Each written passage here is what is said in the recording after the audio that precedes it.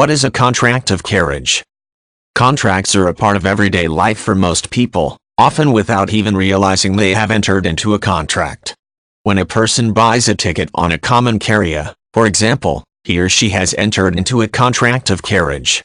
Common carriers, such as airlines, buses, trains and ships, enter into a contract of carriage every time they agree to transport a passenger or goods from one location to another.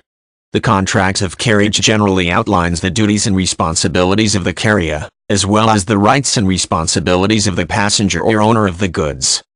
The basic tenets of contract law in most jurisdictions require that there be an offer, an acceptance of that offer, and consideration for a legal contract to be formed.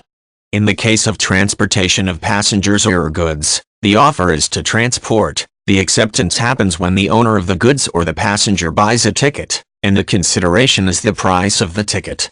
Once all three of those things have taken place, a contract of carriage has been formed in most jurisdictions.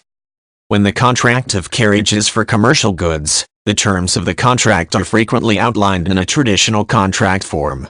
Both sides to the contract are expected to have read the terms and signed the contract.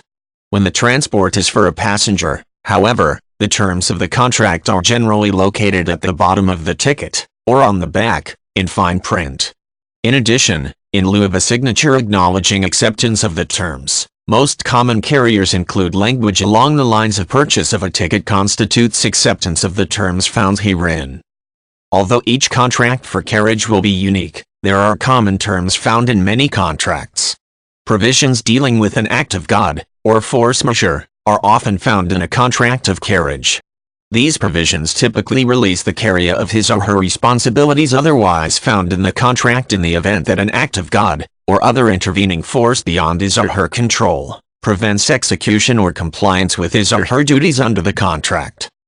Other common provisions found in a contract of carriage include provisions for cancellation of the contract, responsibility of any luggage brought by a passenger, and a provision addressing timelines for departure and arrival.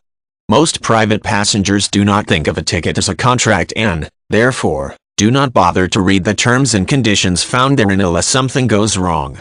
In most jurisdictions, a common carrier must provide a potential passenger with a copy of the terms and conditions before he or she purchases a ticket, which allows a potential passenger to understand the contract he or she is entering into before purchasing the ticket if he or she chooses to do so.